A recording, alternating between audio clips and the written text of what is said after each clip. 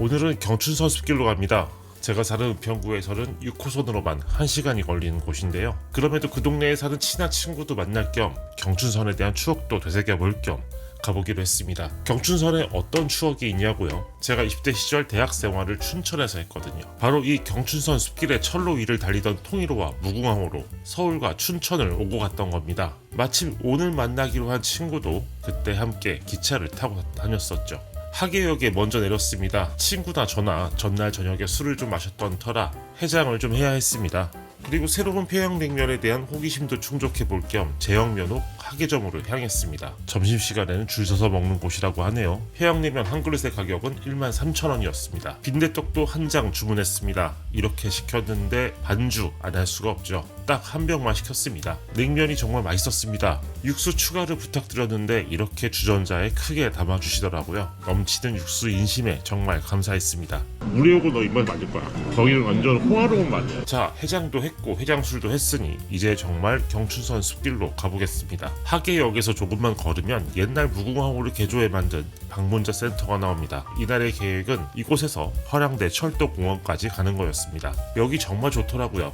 경의선 숲길 같은 곳도 자주 가봤지만 여기는 높은 나무들이 정말 많았습니다. 철길을 그대로 보존해 놓은 구간도 더 길었고요. 친구는 최근에 구매한 카메라를 들고 나와 테스트 촬영을 했고 저는 평소 갖고 다니던 리코 GR3X로 간간히 사진 촬영을 했었죠. 줌아웃. 자.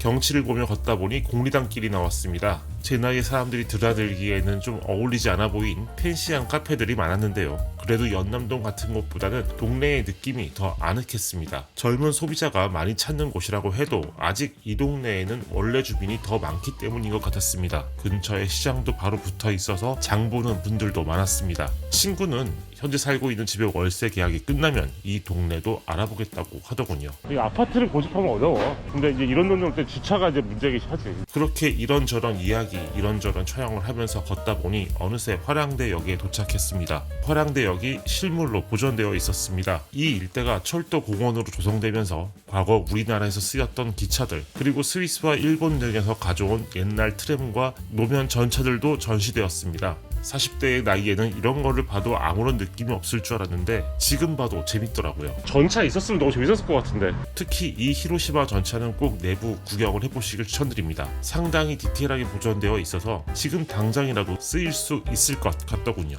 앵글을 잘 잡으면 일본 여행 중인 그런 느낌의 사진도 찍을 수 있을 것 같았습니다.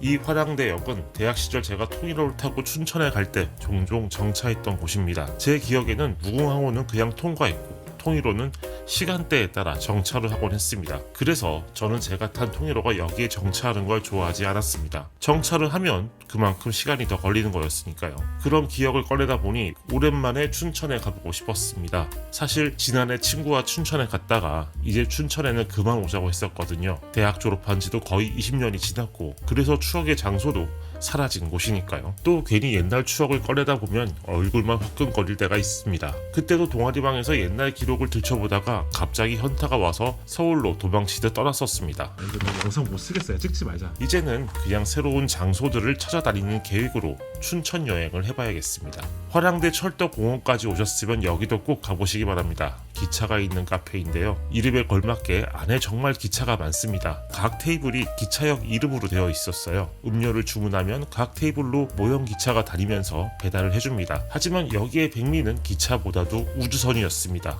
여기 이 우주선이 진짜 발사되거든요.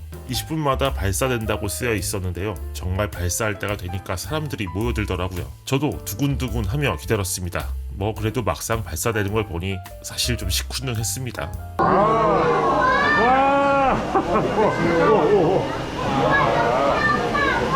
정말 대단하네. 이 카페에는 다른 나라의 기차 모형도 전시되어 있습니다. 장난감이 아니라 실물을 축소 복각해서 만든 기차입니다. 정말 멋있는 기차가 많더라고요. 개인적으로는 이건 펜실베니아라고 쓰인 기차가 정말 예뻤습니다. 그렇게 약 2시간 정도 유산소 하듯 걷고서 집으로 돌아왔습니다. 아직은 6월 초순이었고 오후 4시 정도에 만나서 갔던 거라 그리 덥지 않았습니다. 하지만 곧 이렇게 쾌적하게 걸을 수 있는 시간도 사라지겠죠. 올해 여름은 얼마나 또 더울지 여기저기 돌아다니는 걸 좋아하는 저는 이번 여름에 어디를 갈 수 있을까요? 아무튼 더위 조심하시기 바랍니다. 저는 곧 또 다른 일상으로 돌아오겠습니다. 감사합니다.